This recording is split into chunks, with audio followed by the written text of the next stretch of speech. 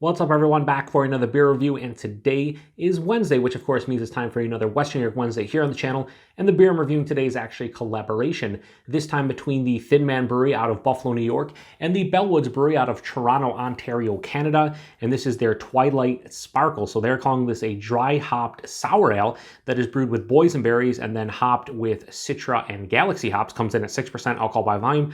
No IBUs listed in time of review. This can is just over 5 weeks old. So, collaboration between one of my favorite Canadian craft breweries in Bellwoods and one of my favorite Buffalo born and bred breweries in Thin Man. So pretty excited about this one. Boysenberries are delicious, and you know, I haven't had just like a straight up dry hop sour ale recently, I should say. I've been drinking a lot of sour IPAs. The difference, I always think like a dry hop sour is more focused on the sour with a little bit of like, you know, the aromatics and like just the characters from a dry hopping.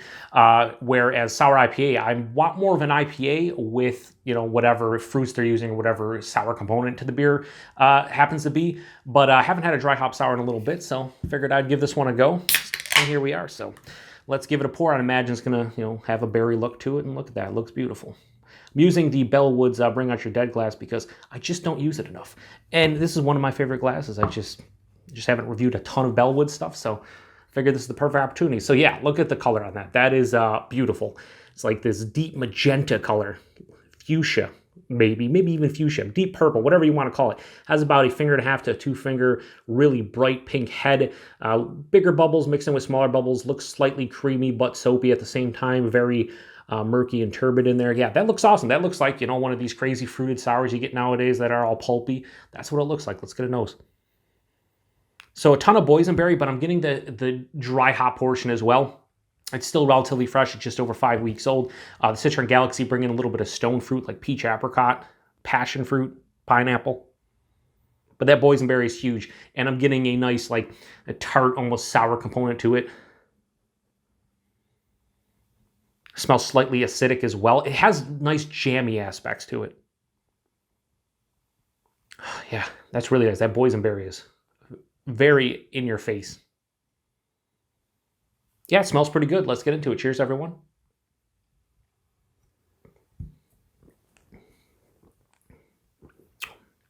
Wow. So this is not as jammy as the nose indicated. This is more of like an acidic, higher tartness into lower tartness, or lower sourness kind of vibe to it. Body on this one at 6%. It's like straight up medium body. It's great. The mouthfeel, very crisp. Effervescent on the palate, but it has a nice soft smoothness to it.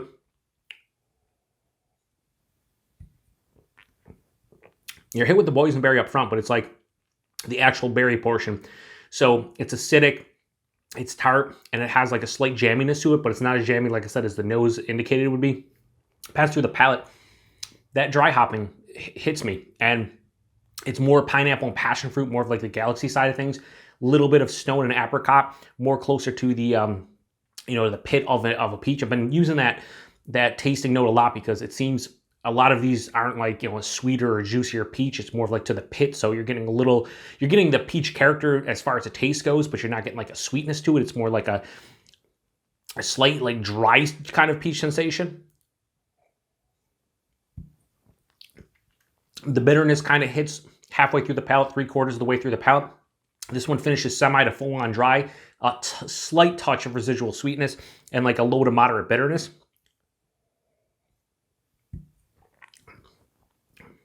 This is really nice, but the nose was setting me up for, just like I said, something that would be more jammy and more sweet too. It had a sweeter kind of sensation in the nose.